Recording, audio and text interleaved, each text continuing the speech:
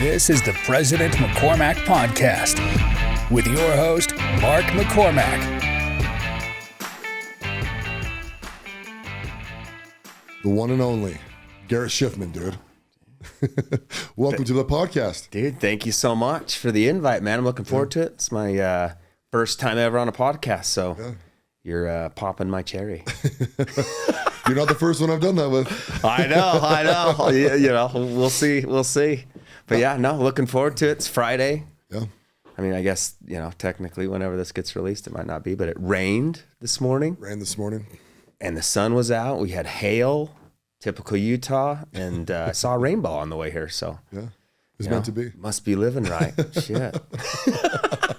I love that, dude. Utah's such a wild place, man, because we got every season to the max in 24 hours, and then every now and again it's like 24 hours worth of seasons. Yeah, so, we're gonna hit. I mean, it rained, it held, and we'll probably hit 90 today. I hope so. Maybe 80. Dude, vitamin D is the best medicine, in my opinion, there is. And rain, too. Anybody that knows me, like, really close, rain's, like, my thing. Like, I'll cancel appointments and go on a run. Oh, really? Through the rain? It's my baptism.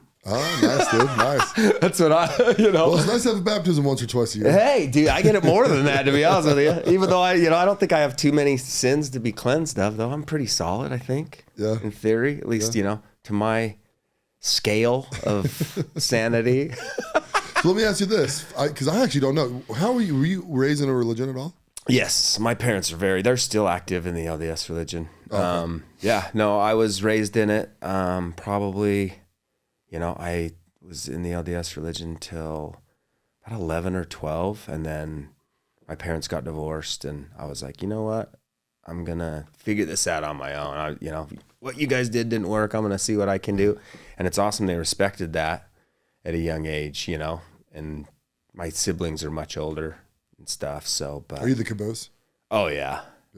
Yeah. Because of me, my parents were probably married for another 11 years, maybe. But we'll keep that for the next. I have awesome parents. It's just, grateful that they gave me the freedom to find out shit on my own. Explore. Yeah, right? Like, I grew up in West Valley, went to Granger High School. My parents got divorced when I was 11, so it was tough. 6th grade. My mom moved up to Cottonwood Heights. So I went to Butler Middle School for a year and a half. Didn't know any kids. Yeah. I'm the West Valley kid that lives up there, but my mom moved up there because of hockey, because I was super aggressive, it's a pretty aggressive kid. My mom's, we got to do something with Garrett. She introduced me to hockey. Like, that was my thing. Nice. Freaking love it. Still coach my son. Just, gave me that outlet and it's the greatest sport, dude. Like anybody. The greatest sport. The greatest, dude. Hockey is the greatest sport. I'm just saying. You watch how much bigger it's good. It's gonna get much bigger, dude. It's a sport that's just. And it translates into everything, right? Like even if they do, like to start there, the balance, hand-eye contact. I'm biased, obviously.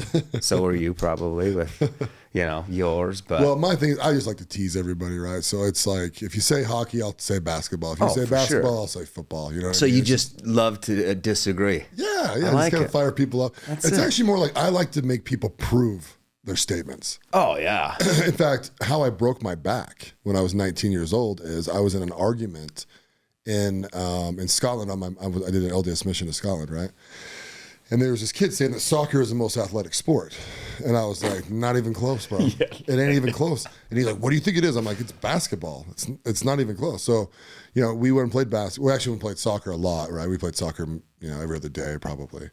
And we went and played basketball at this church, dude. And I tried to dunk a basketball over him and literally just blew out a disc. And where were you on your mission? Scotland. Oh, well, yeah, that's karma. Yeah. Like, dude, you can't make fun of soccer in their homeland. Well, they didn't invent it. I actually don't even know who invented soccer now that I think about it. I don't know. I'm not the biggest fan of soccer, but you're not? No, I don't know. Just not for me. I love hockey. I love football. Basketball was never my thing. My dad was really disappointed in that, but my brother and my dad are both 6'5". Oh, really? Yeah, and then there's me. Like we question a lot there. There was there's a lot of funny jokes. You're knocking down neighbors and just crossing guys off and circling other ones. I'm like, but yeah. No, soccer's a funny thing, man, because I'm actually a massive fan of soccer. I love soccer. Yeah. And I love international soccer. I don't really like the MLS. It's super slow. Super duper slow. And it's getting better, but it's kind of a newer product. I don't know how long MLS has been around, but not that long, right? Probably 20 years, maybe. Dude, it doesn't, I just don't pay attention to shit. It doesn't interest me. Well, I'm trying to think, because we have Real Salt Lake, right? And it's like, I can't remember what year that stadium was built. Yeah. I mean, I don't mind. Like, I like to go to, every once in a while I'll go to a real game, once in a blue moon, but yeah, mostly just football, hockey. Don't mind the typical, jazz. Jazz are always fun. I mean, we lived in the era of beautiful. Like, we were spoiled with Carl and Stockton, dude. Like, my mother-in-law was is still a big jazz fan, dude. And remember the Sacramento Jazz series with the Bells and stuff? Mm-mm. You don't remember that? The playoff series? Oh, I don't know. I don't remember the years. I just remember like getting tickets, buying them as much as I could, dude. It was the best experience. Chris Webber on that team? Was that a Kings team he was on? It was the Russian, is it Glade Divac and all? It was, and like it was when the Bells, everybody was dinging around their bench. It was insane, but yeah, and then just everything, Jordan, Jazz, No, our age group, which is 40, is an interesting age group, right? Because we have the old school Michael Jordan, Charles Barkley era, right? Mm-hmm. Magic, even kind of Magic, right? Late 80s, I mean, we were young then, but that, that was still around. Then we go straight through into like the new age basketball with like LeBron and Dwayne Wade and, all the freaking big boys now. And we're about to see another turnover. It's just, I don't know. I mean, yeah, I won't go down that alley with sports these days, dude. Like, well, you got to be real careful because you have ties to the Lakers. Oh, yes. I do. I am, I'm not the biggest Laker fan, but yeah. So my father-in-law, which is, my second dad, he did a lot of raising for me, but his uncle is Jerry Buss. Yeah. So every time the Jazz play the Lakers, we get some kick-ass seats behind the bench. I was there for the second to last game of Kobe's thing, and they played the Jazz back-to-back.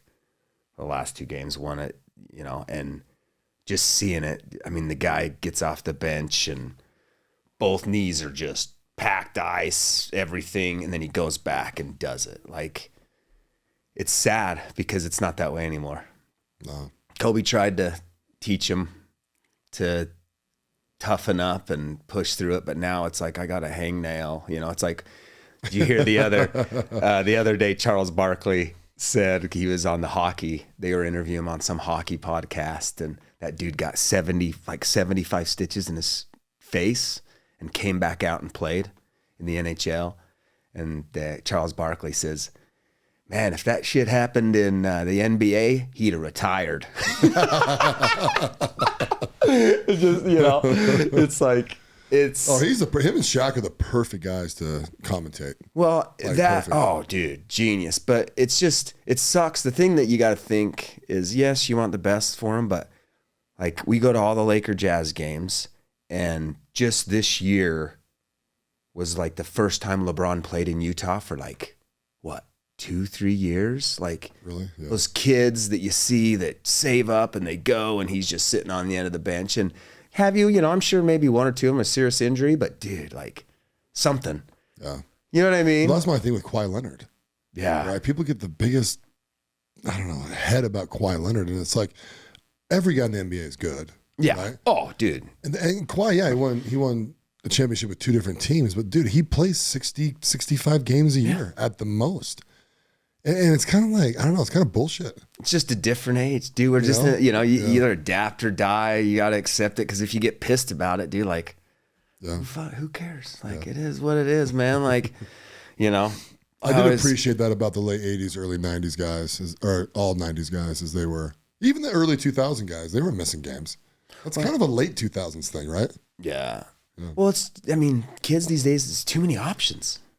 Yeah. There's too much stuff to, you know, that's why they don't make that's why people don't watch movies for an hour and a half anymore, because the attention span's, you know, shorter, but it is what it is, right? Like, I try to get my kids to, like, hey, let's watch it. I mean, we watched every old school movies every once in a while, but it's that instant gratification. But dude, I can get mad about it, but you know, oh, you play Xbox, this dude, N64. I mean, we were kind of the same way, just a different device, but different with us though, because we never missed outdoor activities for video games. No, never. Oh, you no. know? Video games for us were like, it's storming outside, pull out the Nintendo. Yeah. Right? Or we're having a sleepover. Our parents are going to let us play this till midnight. Yep. You know, and it's 10 after Gamble Reese's Pieces. Exactly, dude. Dude, yeah. Exactly. Love to gamble. See, I coached football. I coached these ninth graders a couple years ago. It's been probably 10 years now, right? And it was blowing my mind. I'm like, guys, we need to get a couple more big kids on the team. Is there any of your friends not playing, right? And they're just like, oh yeah, but you know, he likes playing video games. I'm like, and he can play them after practice. Like, what the hell are you talking about? There was like 10 dudes that did not play football with their friends because they just wanted to play video games. Well, and it's also it's parenting. Yeah. Dude, it's all parenting. My son, he plays video games, but if there's something going on outside with the kids, we're not a cool neighborhood in South Jordan, you know, and he'll get at it. Like, he'll put down the video games to go play with friends, but it's also taught, dude. Like, we only let our kids play video games for 2 hours on Sunday morning. Yeah. That's it. I let my son do it on the weekends, but he also, like, you know, plays with his buddies, BS, and, you know, I hear the bickering and stuff, but we pull him off now and again, and, you know, but as long as he's, you know, I don't know, my son, you know, thank heavens, my third one was a boy. he's crazy, but he's, you know. I was gonna say, because you're a dancing dad. Oh boy. My yeah. God. Well, and That's he plays hockey. habit. Well, and people say, right, like, people are like, oh, hockey's so expensive. I was like, bullshit, dude. Like, hockey's cheap. Sports are cheap. Yeah. Because dance is 12 months a year. I stopped paying bills because of dance. Yeah. It's the 100% reason. I remember I used to handle all our finances, and I remember seeing the bill one month, and I was like, I'm done. Here's my paycheck. Babe, you're going to start paying bills because this shit will just piss me off for 6 hours every month. Every month, yeah. Yeah. Well, and then my brother, Lance, like, he had the same thing, right? 3 girls with his ex-wife, and so he built a studio. The Point. Really? Oh, he built the Point? I didn't know that. That's my brother and his ex, Janine. Yeah. And Megan, his oldest, runs it with Amber. That's one in Highland, right? Yeah. Yeah. So my in-laws live right behind that. Oh, neighborhood that right sucks to live behind that. Well, it's parking, dude. Well, yeah. Well, they're down behind it in a cul-de-sac for them. But there's a lot of cars that are like, ooh, like, I'd be like, oh, this would be shitty to live by. Actually, I've been in one car accident my whole life, and it was a girl pulling out of the Point. I was heading towards the freeway. She flipped a Yui right there across those 2 lanes of traffic and just slammed right in the middle of me, and then blamed me. Of course. I was like, I'm driving straight. Yeah. Like, how can you hit the side of my car? Well, once they blame you, it's like, my neck, my back. Oh, yeah. Just kidding. They did that whole thing. It was so funny. She's like, I don't know. She's probably 16, 17, right? You know, so I had, you know, we pulled aside this whole damn thing, and I'm just like, oh my God, I got this little tiny girl, right? So I'm like, not going to jump out of the car, right? So she's kind of sitting there, and I'm like looking at her. I'm like, hey, you all right? You know, she's like kind of nodding her head. I said, it's good. Everything's fine. Like, that's no big deal, right? So I get out, I go walking over there. I can just see like the whites of her eyes, dude. Just like, holy shit, this guy's going to yell at me. Oh, he's mad huge. as hell. He's huge. And I'm like, hey, are you good? Like, you're not hurt or anything, right? And she's like, no. She's like, I've called the police, though. And I was like, okay, cool. I'm just going to sit in the back of my truck. We'll just wait for them to come, right? And she's like, okay. You know, so we just sat in the truck. Cops show up, right? What the hell happened? You know, I'm like, oh, she hit the side of me. Yeah, you know, blah, blah, blah. So they write up a report, you know, and then you got to go through all the insurance bullshit and stuff like that. But yeah, I know. I stopped at a Bangor, same situation. I got out and I was like, are you okay? The lady panics, freaking locks her doors. And I'm like, oh, here we go. Tattoos, dude, they throw them off a little bit, you know, like, oh, no, you know, and I was like, are you okay? Yes, this is okay. Because, you know, I'm on the phone saying, hey, we got it, but whatever. It's such a funny world. You should have kicked your mirror off. Got your oh God, dude. I'm a calm guy. Yeah. In theory. I lose my shit every now and again, but I get regulated. I've got a lot of support. Yeah. right? Well, you're like me, dude. It's like, you're going to have to kick me off of a ledge, dude, to get me like unhinged. Yeah, but it's because we've pushed through. I mean, we've been there, done that, right? Like, you learn that it doesn't do any good, dude. Bitching, complaining. Yeah. One of the things that's funny too is like when people, it's funny to listen to people who've never been in a fight before, right? And they're just like, yeah, dude, I'm going to light this dude up. And it's like, you know how bad this hurts? Even if you win this fight, your hands hurt, your face hurts, you'll probably get a rib busted up unless you just annihilate somebody. Oh, dude. But dude, fist fighting hurts your hands for 2 months. Well, and 98% of people are all talk. Oh yeah. When you people will talk shit, but if you like, okay, let's go outside, they're like, oh no, I'm just kidding. Yeah. I mean, dude, it's like when we were young and there was always fights, you'd see some young, scrappy, scrawny kid talking smack, dude, to like 6 of us. And I was like, let's go outside. I'll take you home. Like, dude, that's the dude you don't want to mess with. Yeah. See, nowadays the sign is, does that dude have cauliflower ear? Yeah. Because if he has cauliflower ear, dude, it's like, what do you need, sir? Oh, yeah. Yeah. Wrestlers I don't care how good you're at boxing, unless you get the first punch in, you're done. Yeah.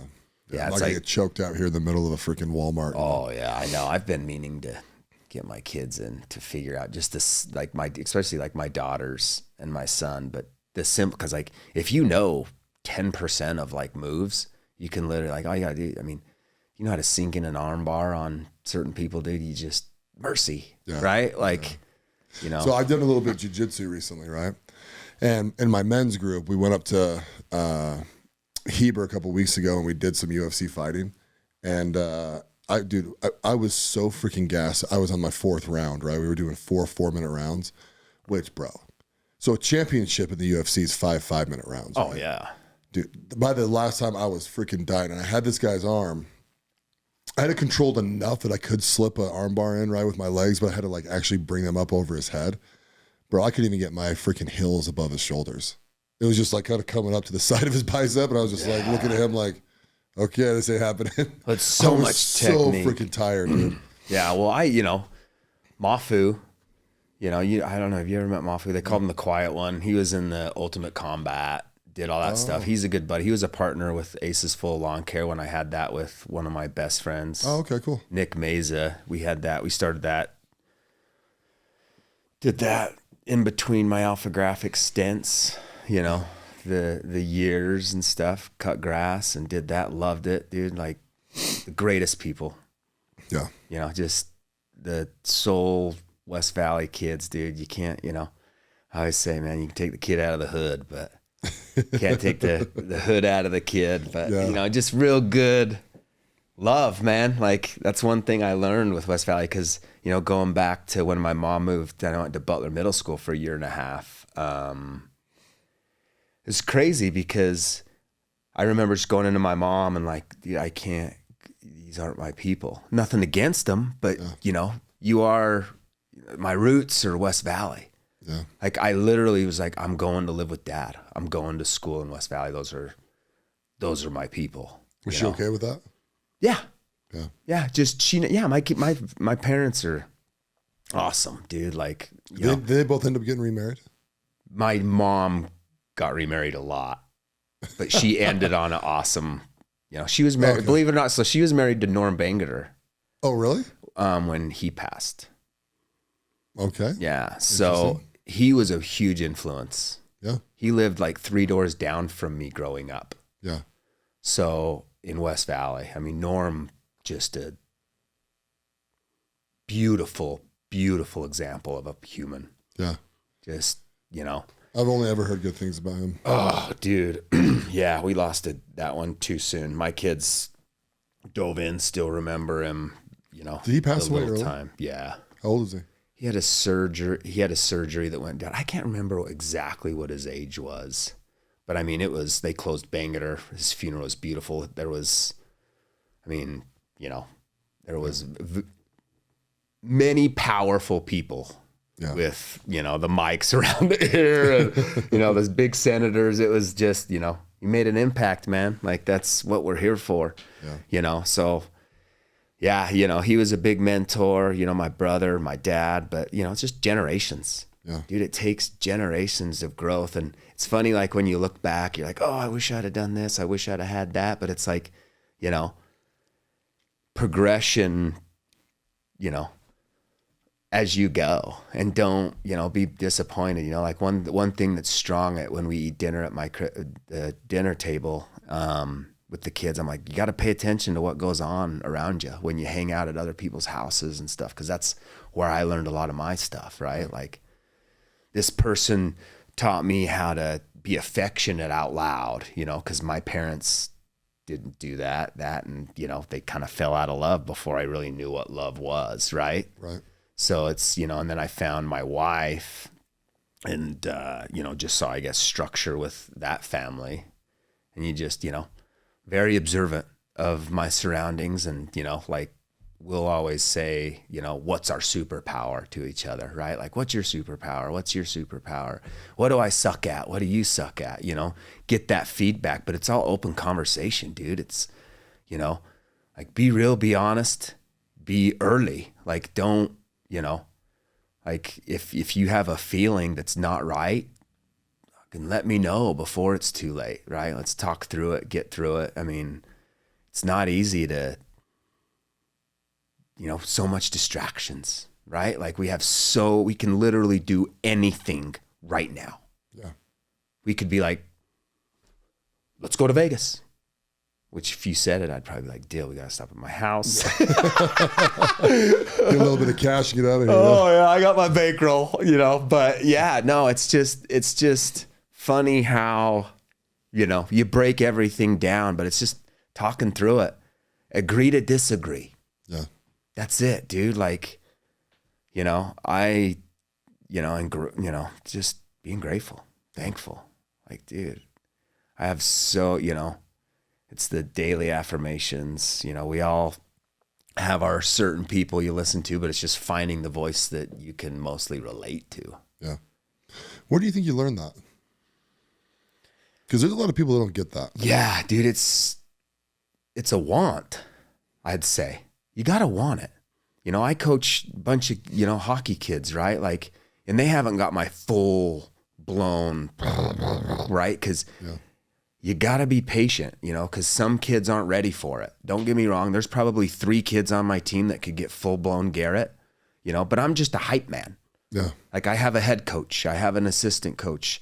I'm the hype guy. Yeah. You know, I know my lane. I stay in it, and I make whatever I'm given the most out of it. Yeah. Like I've always been good, and I'm loyal as shit. But that's my personality, right? Like I'll, you know, just thankful, grateful, you know, and like, you know, oh, should I try this? Like I always tease with everybody, you know, I bend the shit out of everything, but I never really break it. Yeah. I won't break it, you know, and if I'll talk through it, I guess, before I snap it. And then so it won't break, right? Like it's just analogies, right? Like, you know, yard work's a big thing, running's a big thing. You find it as you go, but it's patience, dude. Like everybody, you know, anything, like I said earlier, anything that comes fast ain't worth shit. Like, dude, you gotta, you know, if you want the cool stuff, it takes time, and it's a balance of, God, how do I say it? It's a balance of, you know, work, family, and sometimes you have to go more and sometimes you have to go little, but it's almost like, I guess, how I would view as percentages, right? Yeah. Like we all have 100%, you know, but technically we kind of have 200%. We married an awesome person, and sometimes it's, you know, what is it, math? You know, I'm a poker guy, so it's like 180-20 sometimes, right? Like, you know, it's the heavy lifting or the, you know, it's having people that are willing to do whatever when shit needs to get done. Yeah. Kind of going to what you're saying about marriage, it's, I'd like you to share some marriage advice with us, because you and I are both very similar. You know, we both have really, really good marriages. Mm-hmm. Not that they've always been easy, or not, it's always been smooth sailing, right? But what do you think the magic is for you, between you and your wife? I just got the chills. Just getting, I mean, complimenting, love you. You know what's funny though too is I've said it before, but Phil, that's how we met. Yeah. He taught me how to love out loud. Like I say I love you to my kids. I say I love you to my family all the time, every day, multiple times a day. Every time I leave, it's just habit. And we always say it. And I remember hanging out with him and he would say, love you, Garrett. And I'm like, it's weird to hear a friend say that, right? And I'm like, you know what? I do love him. Why am I not saying it? Yeah. And it just, you have those certain people where it clicks and you're just like, don't knock it till you try it, right? Certain things you don't try, but it's like that. And like, I've distilled it is that the right word? Distilled into my kids or whatever. And yeah. But my kids say they love you to their solid friends and it's beautiful, right? Like it hits you off guard a lot of times, but now it's like a ripple effect, because if you do it, say it. Compliment, dude, all the time, more than ever. Like I tell my kids, dude, if something looks awesome, don't hold that shit in. If it comes to you, let it out. Right. Like dude, I've sang songs in harmons with a worker. Have you really? Yeah. But that's, but it makes their day. Like try to, it's so easy how a little compliment, please, thank you. And, the thing I wish we did more of, I'm not saying I teach my kids it and they're awesome and it, is just respect your elders, dude. Cause you don't know, you have no idea what everybody has gone through, especially, the older you get, the more, if you're willing to search for it, the more shit you find. Yeah. Yeah, absolutely. No, I like that, dude. It's kind of it's almost like a karma lesson, right? Just like you're going to get what you give. Oh, well, that, and people are like, oh, you believe in karma? It's like, let's have this conversation. Yeah. Like what bad comes of not believing? Well, disprove me karma. Yeah. You know what I mean? It's just, yeah. But as far as marriage goes, dude, like, just talking through it, never go mad at go to bed mad at each other. But it's also, it's we want what we didn't have. Right? Like, my parents got divorced. I was like, well, I'm going to, have an awesome marriage. And, my in-laws are still married, and they have a decent relationship. It's probably not the greatest, this is going on blast. There's a lot of argument stuff, but that's just what it is, right? They're still doing it. They're still, applaud whatever it is and be happy for them. And if they're happy, I'm good, because there's a lot of angst, right? Like my dad's never been remarried. Mm-hmm. I wish he would. I wish he'd spread his wings and fly. And there's been the craziest emotional conversations with him to try to get him out of his shell. Why do you think he won't get remarried? Is he still in love with your mom, or? He's happy where he is, dude. I don't know. No, but that we could do a whole podcast on that. That'd be crazy. But my dad's, he's happy. Mm-hmm. Goes to the temple more than anybody. Probably. My mom goes. That's his life. That's his cycle. We go drop in on him every once in a while, take him some food. My wife's, Did he ever date her? Amazing cook. Yeah, he dated for a long time, found some serious girlfriends, one really serious, and then it just didn't work out. And there was, there's a lot of, little tough, rough patches there that we've seen with depression and, all that stuff, and it's just, it's a crazy ride, man. Like my mom, she's been in politics, so she knows everybody, like so many people. Like every time, I get into a room, it's like, oh, Schiffman, Judy? Yeah. That's my mom. Lance? Yeah, that's my brother. Like, oh. So does your mom still keep the last name Schiffman? No, it's Bangeter. But everybody knows her a lot as Judy. I don't know. I guess a lot of people, it's transitioned to Bangeter now, but the ride or dies, it's still Schiffman, But that's actually really cool.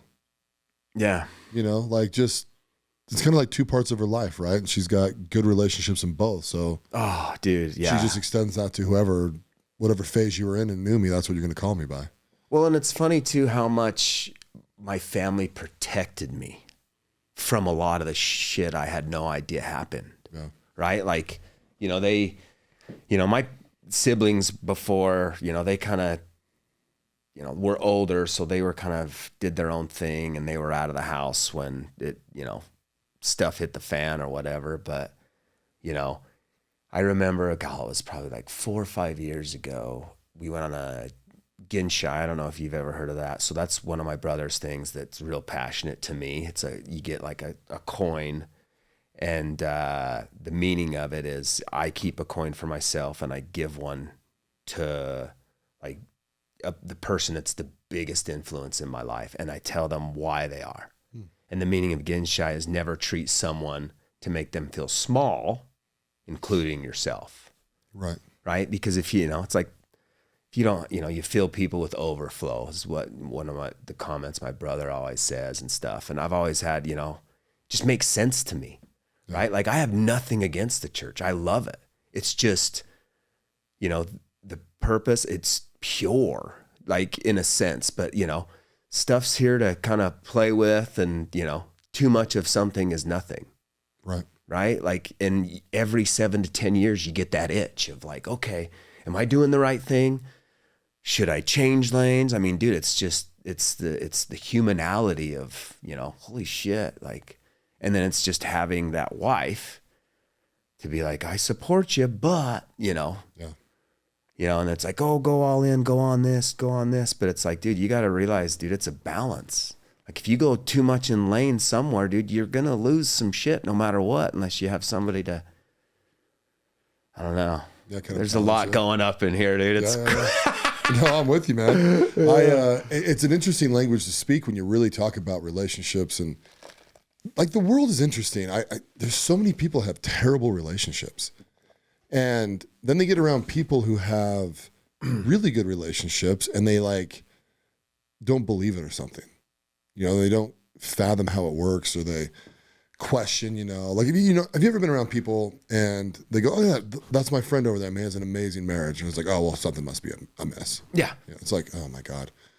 They hate us because they ain't us. Exactly. That's all I'd say, man. Yeah. No, it's 100% true. And it's like, but you look at these people and it's like, you've broken your life.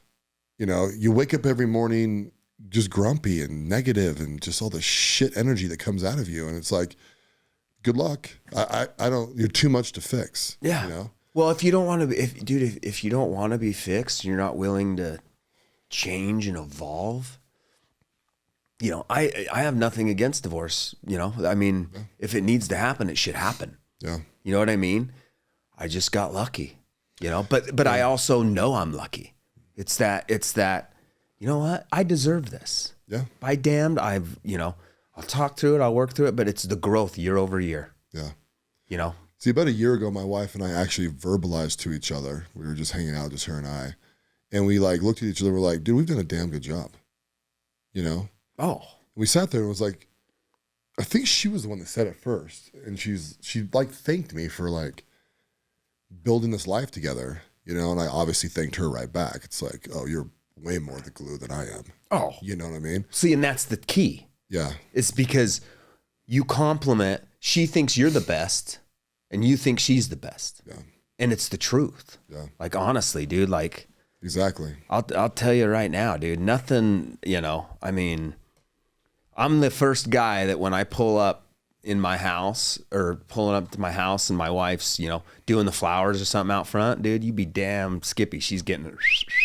Yeah. Like, dude, and then she is, dude. Like I married, it's compliment, being loud, being proud, and just grateful, thankful, dude. And, but it's hard to find the people that are willing because everybody has distractions more than ever right now. Yeah. Right. Like, oh, I can go here. Like, yeah, dude. But, my wife is one, we've been through it all. Two, we know everything about each other. We're, and she's, dude, like, hell of a cook. I love, dude. Like, trust me, she sucked at the beginning, but we went through it. Like, there's been moments where she wanted to whoop my ass because I'm like, dude, this chicken is shitty, terrible. Salty. But we're honest. Yeah. We agree and like talk through it. It's like, don't get mad about it. Is this too salty? Well, yeah. Okay, then. Next time, don't make it salty. Yeah, it's that. You don't know what you don't know. So what's her signature dish right now? Dude, I couldn't even tell you. Like, there's so many. And I tell her, I was like, you got to write this stuff down. My daughters are like, Mom, I'm going to start writing. I was like, please do. Because I'll be like, this is good. But she'll just take, because with my firstborn, she was super early. So she came 8 weeks early. And my wife had preeclampsia. craziness, you know, all that stuff, but everything's good, you know, and just Food Network, right? Started watching it, and then, you know, we got our certain buzz. I mean, you know, was raised in a Mormon family where it's pretty bland, you know, at least back then. That, and there wasn't as many options as there was now as far as flavors go, right? Sometimes, you know, Mormon families served a lot of people, right? So you kind of got It's true. That is very get true. those serving sizes up. I mean, we could go off some, right? Like it was the funeral potatoes, spaghetti, you know. Did your family ever do the, it was like chicken with cream of mushroom soup and broccoli and cheese or whatever? Yeah. I didn't do broccoli much. I was a dude. I bet you 95% of my food intake for probably a decade and a half when I was growing up, especially with, you know, single parents, right? Was Lynn Wilson burritos. Oh, yeah. And Tostino's pizzas, dude. How are you so fit? That's, I run. Bro, if I ate like that now, I'd be 500 pounds. Well, that was when I was young though, but I didn't stop moving, right? Like my mom, anybody that knows my mom is, she doesn't stop. She still doesn't. Yeah. She just go, help. You know what I mean? It's just. How old is she now?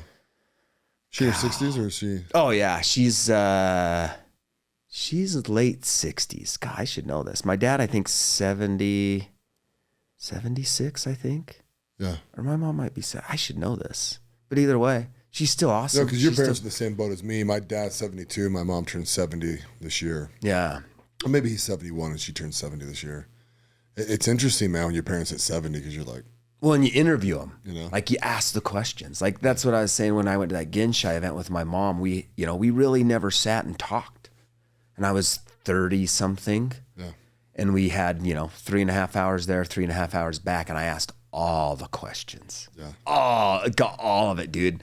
Tons of crying, tons of tears. Just like, wow, why, how? You know what I mean? It's like, it's so cool when you peel back the layers and then, it takes you forever to dissect it though, right? Like, you're like, I get it.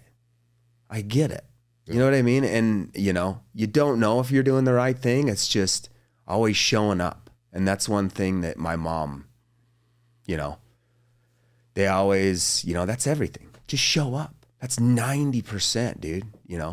It's like when you get there and people sit and look, or like you help people move or something like that, and they're all sitting there, okay, we're going to, like, dude, one thing I know for sure is all the shit in here has to go in there. So just grab it and go. Yeah. You know what I mean? Yeah, absolutely. And then those are the hardest people to find. Yeah. Right? Like, people are like, oh, well, I got this, that, and the other. And it's like, no, dude, just let's get it out. Do you ever here. find yourself frustrated with people? Oh, yeah, all the time. I just walk away. Disagree. Yeah. Like, it's funny. There's a comment that I've always been saying, and I don't know where it came from, but I heard it where I heard it from was Jackie Chan. Okay. He said the easiest way to get out of a stupid conversation is you agree with them and walk away. And I'm like, that stuck. Yeah, that's stuck, dude. It's the truth, right? Like, agree to disagree. And it's not my audience, dude. You're not, like find find your circle. But it's like, you can only really truly know so many people, like to the core. Yes, you want to give everybody advice because you've lived through it. And when you've lived through it, it's sustainable. Yeah. You can't fake shit forever. Yeah. Because then you can't sleep. Dude, I was just on a podcast yesterday. It's called the Prosperous Life Podcast. And they were interviewing me, obviously, and we were talking about like all sorts of stuff, but really just like authenticity, right? And just how people need to just be themselves, and kind of started rolling down this road, and and we really got into the like time, because people think they have unlimited time and they just don't. In fact, time is really the only commodity we actually have. Not commodity, the only currency that we have. Every second we're just losing time, right? And I get in these moments with people where we'll talk about this, and I'm like, listen, every time you waste your energy on Twitter or social media or arguing with someone or being in toxic relationships and all this shit, all it is time away from your kids and time away from your spouse and time away from people that you love. That's it, right? So when you walk out in the world, when you present to the world, get out there, do what you need to do, and get your ass home to the things that matter. Does that ring true? 100%. Yeah. 100%. And then we still get in the, Well, yeah, I go to the bathroom, so I Instagram. yeah. Right? Oh, for sure. Yeah. Yeah. Dude, your shit's take an extra 15, 20 minutes. Absolutely. No, it's, it's so funny. But yeah, no, dude, I believe the purpose of our lives here is if you bring a life to this planet, you're responsible for it. Yeah. And, and I can't wait for the next chapters of my life.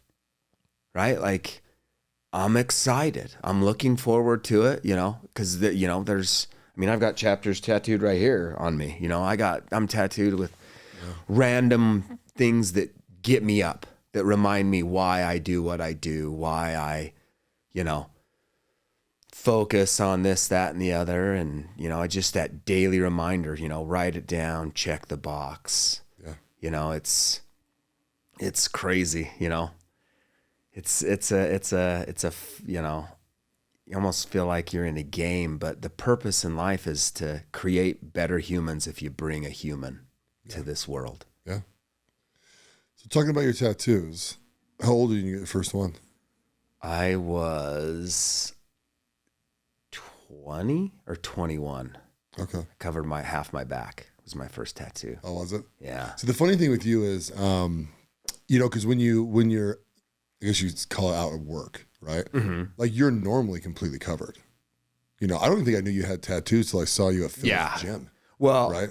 So it was funny because, I had a property maintenance company, right? And 95% of our audience was older, Right. And when I had them, it was, they judged, right? Yeah. And it was awesome because I went to high school with my guy that's tattooed all my tattoos on me. So we did trade. He has houses. I cut his grass. Trade. It's freaking awesome. Luis, Yellow Rose Tattoo, the best. Yeah. So we just bullshit and he tattoos me. But where was I? I lost my track of thought there for a minute. But so I had a problem. So I always covered them. Yeah. Right. I always covered my arms. I covered them. And then, once I got that relationship, like the last year I cut grass, I started wearing short sleeve, and my clients that love me, that are my family, that have supported all of my friends and family, right, for the years. They're like, I had no idea, Garrett. I was like, I know you didn't. And they're like, well, and I was like, she's like, well, they'd be like, why did you always wear long sleeve? That's a lot hotter. I says, because you'd have judged me. Yeah. They're like, I would not have. I was like, come on, Sarah. I know, Yeah. And they're like, I don't think I would, but it's, that generation, you only know what you know, right? Like, that's what a lot of our generation, right? I mean, there's a couple tattoos I see and I'm like, holy shit. Oh, yeah. I mean? You put a I hate my dad tattoo on your cheekbone and it's like, this kind of sends a message. That sucks. Sucks for that dad. Right. What a reminder. Yeah, what'd you do? But you know what I mean? Like, I'm not inviting my son to the party. That's for damn sure. So here's another good example. I mean, tattoos, especially among our age group, are really accepted now, right? Oh, I think more people have tattoos than don't now, probably. What do you think? We're in Utah, though, too. Yeah. Parts of the country for sure. Like Portland, Oregon, everyone has tattoos. Yeah, but like as a whole, I would probably say, like, what would you cut that off at? Like if you'd say 40 and below, I would say more have them than don't.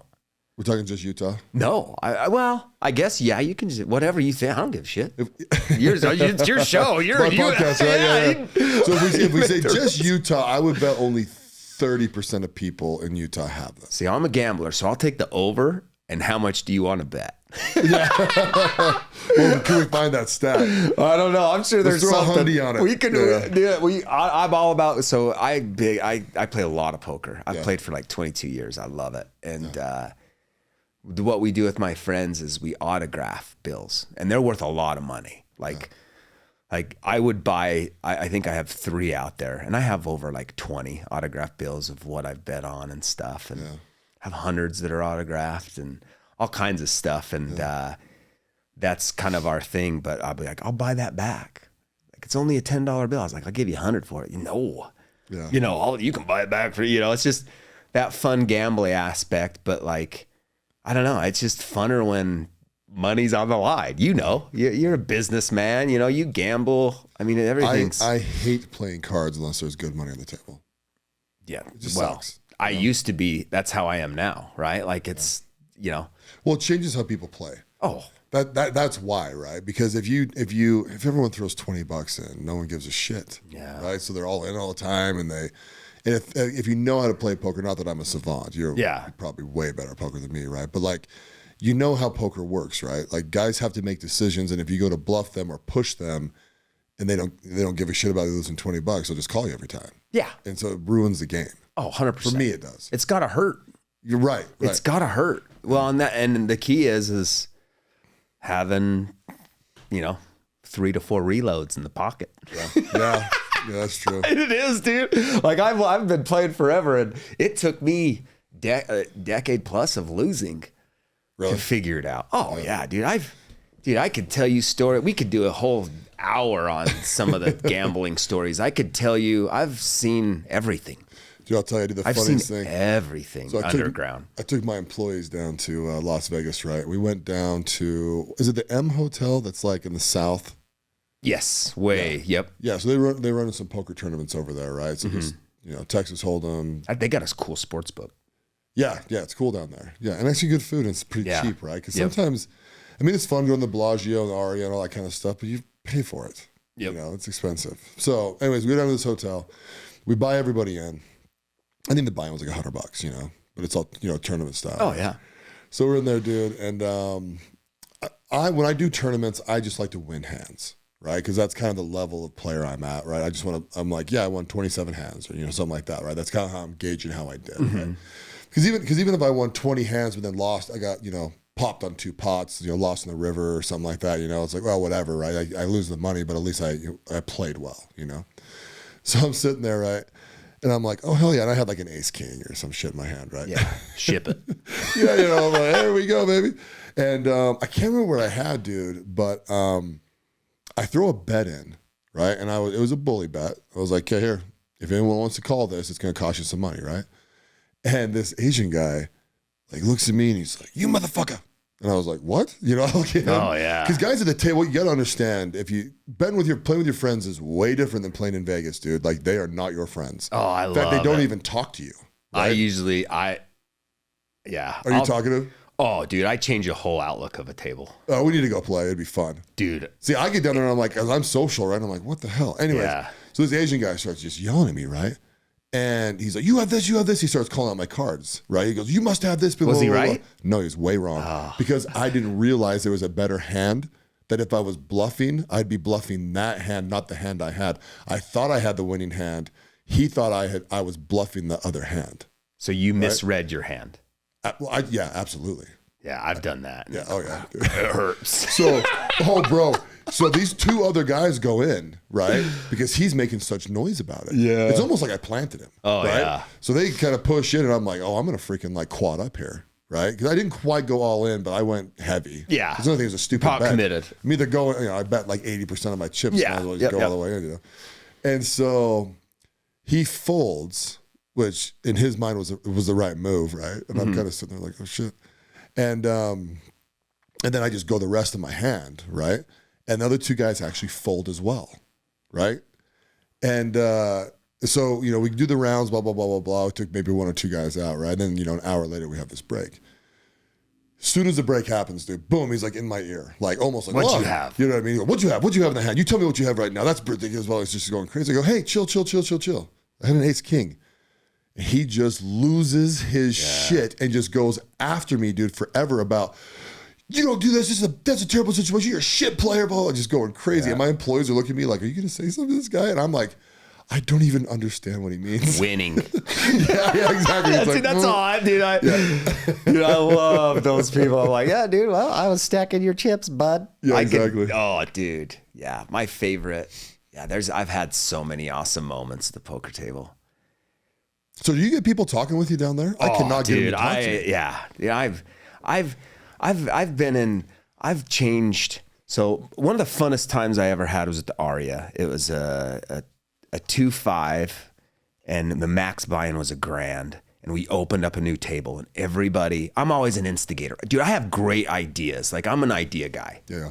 Right? And I love to have a good time. I love to turn it up, and, you know, everybody had $1,000, which is rare for everybody to max buy in at a table. And I says, okay, this is great. So this is what we're going to do. We're going to, every orbit, which every time the button goes to wherever the button starts, we're going to take a kamikaze shot, and we're going to play 7 deuce for $50 a person. So you know how that works. So if you show win with 7 deuce, everybody at the table has to give them $50. Yeah. Dude, it was mayhem. Like, oh, I mean, think about it, right? Like, I mean, you play 4 orbits, dude, and that's 40 shot. Like, people are just, dude, I lost quite a bit of money. And, you know, and I've won and lost good chunks of money, and it took a long time to get my wife to realize that, right? And it was cool because I went up to the room and I was like, oh, she's like, how'd you do? And I was like, oh, I lost this much. She's like, well, did you have fun? I was like, I think I had the funnest time. I mean, the waiting list for that table just went when they found out what we were doing. Oh, really? Oh, yeah. I mean, it's just finding the right people, and, you know. Where do you normally play down there? The Wynn's my favorite room. Oh, shit. Okay. Yeah. But I'm all about like surroundings, right? Like, I like bright, clean. There's this blue and white. Yeah. I do love Resort World. That's a newer poker room. Oh, I haven't like been there yet. Yeah, Bellagio's got a controlled 5-10 that's fun. Aria's, you can find damn near any game. You know, Aria's always pretty big, especially if you play Omaha. Did you ever do Caesar's Palace? I used to so back in the day, that was my favorite room because they had it in a convention area, like their own convention room. Right. They moved it. It's a lot smaller. That was my favorite poker room. It's really stuffy in there. Yeah. It's like right across from Nobu and like. Yeah. Yeah, I don't mind it, but they don't get like, it's hard to get a bigger game. They don't get a ton of like the 5-10 and stuff like that. Yeah. But the Aria and the Wynn 5-10's crazy. Yeah. It usually goes 5-10-20, and sometimes they don't cap it's yeah, dude, it's fun. But you know, it's. Do you ever go high limit? What do you consider high limit? Just the high limit. I would say the high limit area. I mean, the biggest I've played is 5-10-20. Yeah. Blinds, and then they do 7 deuce sometimes for like $100 a person or $200 a person, you know. But you know, I was the guy that played the $20 stuff. I remember playing with my friends 5 cent, 10 cent. Yeah. And we'd have coins piled in front of us, right? Like that's where we started, you know, freaking 23 years ago. I mean, Yeah. See, I end up playing. I'm going to take my brother Brett to Vegas. He just turned 40, and so we're going to go down there in a couple of weeks and go play. It's funny to me because I've been with these guys, and I was at the Mandalay Bay. I normally play 21, right? Mm-hmm. Blackjack, right? Because it's like, I don't know. It's like my quick sipping thing, and I just kind of, it's a little bit easier. And that's another fun. So 21, I've been yelled at multiple times, right? Because you get those freaking assholes, right? Because I won't go out in a hand, right? You hit me at 15 and the guy's showing a 6, that's fine. I'm waiting. Because I know a king's coming. Oh, yeah. I ain't going to bust. You can bust, you know? Oh, 100%. You know, and then it's like, but also it's like, yeah, but if he pops over a freaking 7, right? And then he hits a freaking 10, boom, everyone wins, right? Yeah. And I'm telling you, I don't care what the odds are because that works for me almost every time, right? Every time I push like a 15 or a 14 or something like that, I end up losing. I bet I'm like a 90% lose rate. Yeah. Know? So always let the cards flow to the next that's guy, right? how they build casinos, man. Right. I mean, they don't build them on winner. That's why I like poker too, right? Yeah. Like, you know, it's controlled, but it's all variance. Because don't they take a rake? Is that how they? Yeah. Depends on the casino. Some they take it per hand. Some they take every 30 minutes. You know what I mean? They have timed games. They have rate games. The tournaments they take a portion of the so pot, like right? $100 buy-in's 120 usually, right. And 20 goes towards the staff and dealers and casino. I mean, you know. Do you like the tournaments? I do. I like tournaments just because the low risk, high reward. Yeah. Like, I mean, dude, you know, you go down to the World Series, buy into a $1,500 event, dude, you could win $1 million if you run right and run pure and know what, you know what I mean? It's, you know, but I'm better at cash. I'm a I love to put people to the test. I'm very good at reading people, like observant, right? I guess that's kind of with life, right? Like I've been very, that's probably one of my superpowers is to pay attention to my surroundings and be like, he fucked that up. I ain't gonna do that. Yeah. You know what I mean? Yeah. Noted. You know what I mean? Yeah. Like that's one of my superpowers that I've brought up with my wife is just to, know, if someone makes that mistake, I'm not gonna do it because I learned by you screwing that up. Yeah. Thank you. Yeah. Yeah. Thank you for, not that I don't, I didn't want you to do that, but no, it didn't go for. Oh, I'm the same way, dude. I do not have to burn my hand. I can watch someone burn their hand. Yeah. Meaning like actually burning their hand on a stove. I know we've been talking poker. And I go, yeah, I'm not going to do that. Yeah. I mean, not it's like crazy. Yeah, exactly. That's one of our things with my wife that I think a lot of people should implement because it was fun. Have you ever had a friend, right, where he literally watches someone burn their hand and then walks over there and like touches it? Dude. And you're like, what the hell are you doing? Oh, dude, they just have to experience it then. Dude, I can't believe you said that. He's passed. I had some crazy friends growing up and family. His name was Trent Christensen, one of that tough long name. Yeah. But, I knew that family really well. My best friend, Brandon Lorette, growing up, which, we won't go there. That was crazy, another crazy story. But I remember we used to party with them and the big spiral, right? And he's like, Trent, don't touch that. That's hot, literally. To prove a point on something, right? Yeah. Like we weren't, like, holy shit. See, I see it more. I mean, that's real literal, which is fun, right? But like, I see it with like, I've had certain friends throughout the years, right? They do financial things. And I'll advise them like, no, that's a bad idea. Don't do that, blah, blah, blah. And then all of a sudden it's just like, they've signed up for it. And it's like, what are you doing? Weren't you walking on coals with We Are the They? Oh, yeah, but that doesn't hurt. Yeah, walking on coals. Right? Like, I mean, it's not the same. I get it, but that's freaking awesome. Yeah, but if there was like 100 yards of hot coals, like the second you step on here, you're going to burn the shit out of your feet. Yeah. You're just like, and you sprint across it, you know what I mean? It's like, what the hell? Yeah. Well, it's mental. So, oh, absolutely. Dude, everything. Like that's what I preach to everybody, dude. Like, if you can't figure this shit out, fucking good luck. Yeah, you're going to have a hard life. I've always, it's like a measure and balance and all that stuff that I keep repeating, but it's the heart and the head. Yep.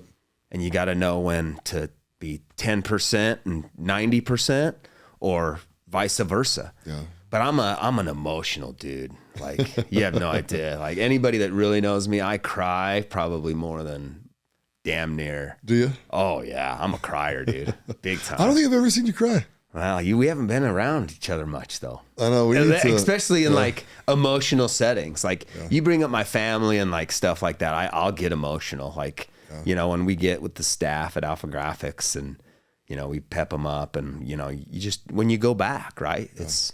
It all seeds from gratitude and like, wow, man, like, look at where we've come. But it's having that person, like your wife, right?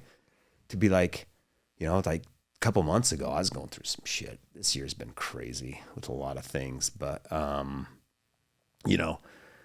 was just struggling, just pouring out everything to my wife. And she's like, Garrett, look at where we are. Granger education. You know what I mean? Like, and school wasn't for me. Like, it wasn't my thing. Like, I didn't even take the ACTs because I knew I wasn't going to college. That's a waste of a Saturday. Yeah. Right? Like, that was just. You saved yourself a lot of money. I'm going to work. I'm going to hustle. I just love people. I love people. I love my clients. I love, you know what I mean? And it's so hard to find the real good ones.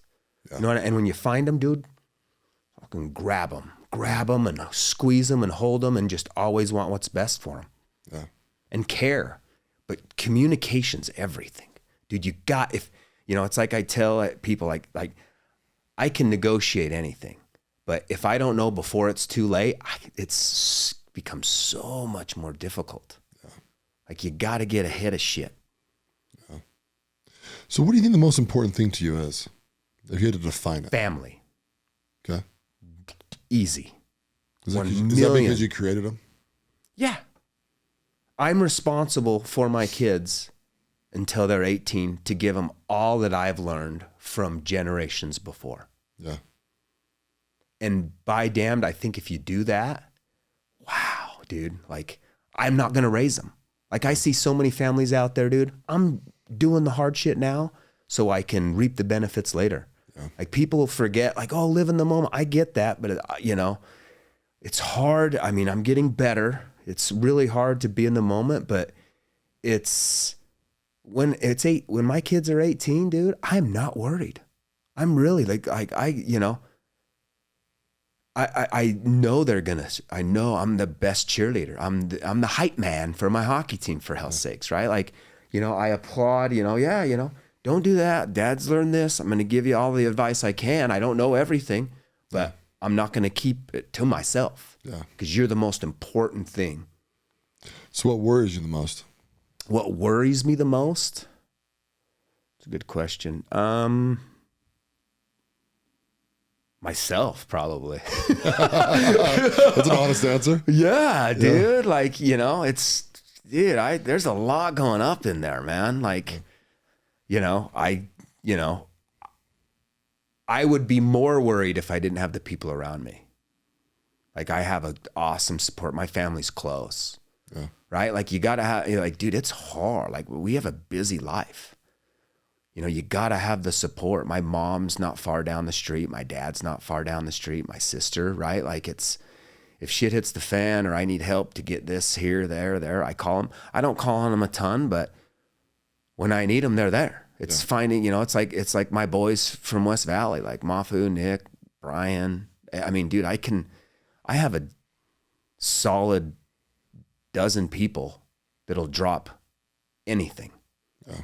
You know what I mean? But we've been through hell and back together, right? Like we've talked through everything. Like my wife and I are part-time marriage counselors and, you know, Yep. Right? Like you've talked, dude, and it's just talking it out and getting it through, you know, but, you know, it's just gratitude and blessings, dude. Like, you know, but it all stems from how we were raised, like the values of the LDS religion. Yeah. It's, dude, choose the right. Yeah. I'm with you 100%. I was just with some buddies last night talking about the LDS church, right? All three of us have left. And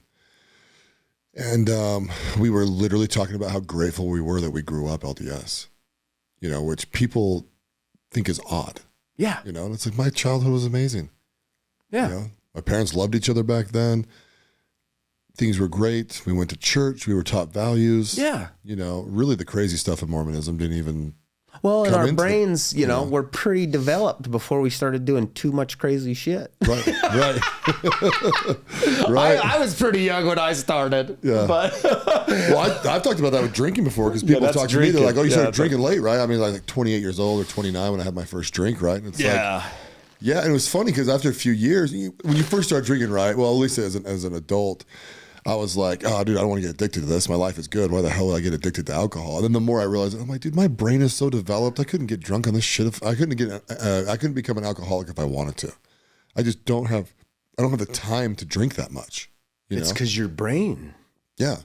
It's because my brain would be like, no, we've had enough. Yeah. Well, and especially the older you get, right? Now it's like, damn, I don't want to lose a day. Right. Because tomorrow's going to hurt.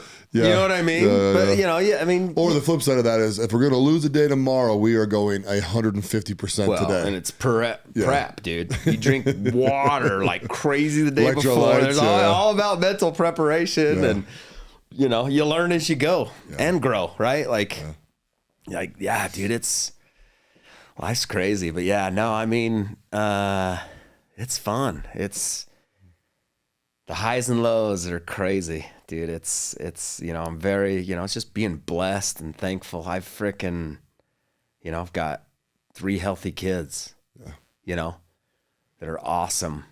You know, I got a soon to be driver, which is awesome. He's a taxi driver. She's gonna be able to drive my son to everything. And I'm with you on that. My daughter's 13, so she's got a couple more years left, but man, when she turns 16, it's going to be, You're the go-getter. Oh, well, my go get in your car and gets the stuff. So responsible. Really? Good. Oh, dude, she's my wife. Like, My kids are such rule followers, dude. Like it amazes me. Mine kind of are too, honestly. I know. I try to be like, just do that. They always get mad because I kind of, I'll do some sketchy shit every once in a while to keep my blood flowing. You know what I mean? I've had some friends put me in situations where I'm like, you son of a bitch, I can't believe you did this. But at the same time, I'm like, at the end when I really dissect, I'm like, thank you. I needed that. Yeah. I really did. I needed my blood to just get, you know what I mean? Every once in a while, dude, you want to get heated. Yeah. It makes you know you're alive, like the cold plunge or whatever that is. Like, dude, it opens up everything, right? It Are you just a cold plunger? makes, not a ton, but when it's there, I can. Like I love breath. I love breath work. Breath work's amazing. In fact, dude, my third guest today is a breath work instructor. That's awesome. Yeah, she's awesome. She's really like cool. holding your breath and just it's just all balance control. It makes sense. I tease the shit out of people who love a cold plunge because I'm like, we're just getting fucking cold. You know what I mean? It opens up all your stems and all the maybe not more than 3 minutes. Yeah. I mean you can, but you're not. It's nothing, right? But it's that's the thing. So my thing with people are like, oh, it does inflammation, and I'm like, no, it doesn't, dude. What it really does is what you're saying, right? It forces you to focus so intently on your mental stuff because you're cold, right? And so for you to stop shaking and catch your breath and all that stuff, you have to come inside and breathe through it. Well, when do you ever, you know what I mean? Because that's what you don't have a choice but to take that full ass breath and, and then you gotta, if you want to stay in it, you gotta calm down. And at the end of the day, it's just like that, right? Like, dude, it's this too shall pass, right? That's true. Yeah. Time heals all wounds, man. It's just staying strong, staying focused, dude. And it's going to be it's going to be an interesting chapter that people are going to most pay attention to when your book is written. Yeah. Right? True. I think the goal in life is to be remembered for the good. Yeah. Right? I've remembered tattooed right there on my wrist, and it's just, leave it better than you found it. Yeah. It's all the old adages, dude. Like, what is it? The other day, Jordan Peterson, dude, that guy is like, some of the stuff he says is just my voice, right? Like he said, and it stuck with me big time. He said, true wealth, I don't know exactly how he said it, but this is how I heard it. True wealth is how you're welcomed at the door when you come home every day. And I'm just like, that's me. It's true. That is. Like, if you look on my Instagram, it's, as long as I'm my children's hero, I'm a success. Yeah. Yeah, I love that. That's it, dude. Like, if you better the next, by damned, I'm going to be blessed tenfold. Yeah. Yeah, I love that. That's what it See, is. that's like, it's funny. I always ask my guests at the end for their best advice, right?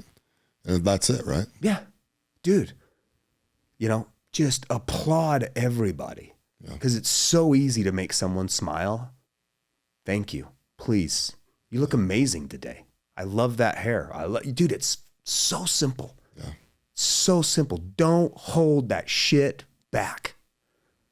Compliment out loud whenever you can. Yeah. Yeah, I love that, dude. But, well, my friend, thanks for coming on the podcast. dude, it's my pleasure. My first. Is this fun? Dude, it's so much fun. Thank you so much, man. Yeah, you're Hopefully welcome. first of many. I just love talking. I love people, dude. I've lived, it's easy to speak the truth when you've lived it. Yeah. Not that, I'm always right, but you can't fake a lie. Yeah. For too long. Yeah. Well, I'll tell you too, people listen to this podcast, they should go follow you on Instagram. What's your Instagram handle? ShiftyMan12. Yeah, ShiftyMan12. That sounds right. SCHIFFTY 12, I think. It's something. Just type in Garrett Schiffman, I think. Yeah, should pull you up. It'll pull. On mine, just go. It's on my friends list, obviously. So. Yeah, no, dude, this is awesome, dude. Thanks to Jimmy Rex for putting this together. I know when I was driving here, I was like, that would actually be a genius business plan to do something like this. Yeah. But that guy just, I don't know, that guy kills it, dude. Yeah, he does well. He said, dude, the $100 thing with the tipping, I've been following from afar, dude. Yeah. We Are the They, So and that's one big thing for me to just, we really got to pay more attention to the youth. And I know he's starting to do the teenage thing, I've heard. But like, that's my thing, man. Like, you know, we're the hangout house. Yeah. Like you can come into my house someday and there'd be 6 teenagers doing a cooking challenge. And I'm like, really? Just do the dishes. Yeah. You know what I mean? But being a mentor to the ones that don't have them. Yeah. Yeah, be a safe space, right? Yeah. That's actually one of my I don't know, mottos that I try and really, really live by is, you know, I want to be a safe place for people. Love out loud, dude. I always say that. Like my big thing is just 2 words, dude. Love, gratitude. Yeah. That's it. Just, you know, those 2. If you can just do that, you're winning. Yeah. You know, give a shit. Freaking, you know. Yeah, dude, thank you. This is you're welcome, beautiful, dude. This is my pleasure. Thanks again, dude. We'll pop this thing out in a couple of weeks and lock it up spray it all over championship. I'm social ready for media. poker. I want to. Let's do some poker. I love Dude, poker. let me get I'll a. come I hear donate some Jimmy money. Rex plays, dude. That's probably a good game. I played with him. Yeah. It's a fun game. Yeah, So, dude. Dude, I'm in. I'll play wherever, whenever, dude. I could tell you stories, bro. I've played in underground games. I've seen everything. I've seen someone put 35 grand on a table, sit on the couch and say, I'm all in every hand. Really? Yeah. I mean, I don't play that high stakes. He just won, the guy that did it won boatload playing blackjack in Windover and came to a home game downtown in Salt Lake. And Cool. yeah, I've seen it. Yeah, it's fun. It's my favorite thing. Cool, man. Well, thank you again. Yeah, no, thank you. Appreciate you. Thanks for listening to the President McCormack Podcast, brought to you by McCormack Foundation, Saxton Fund, ADP Lemco, and Professional Floor Systems. Make sure you subscribe to the podcast and keep up with Mark on Instagram @President McCormack.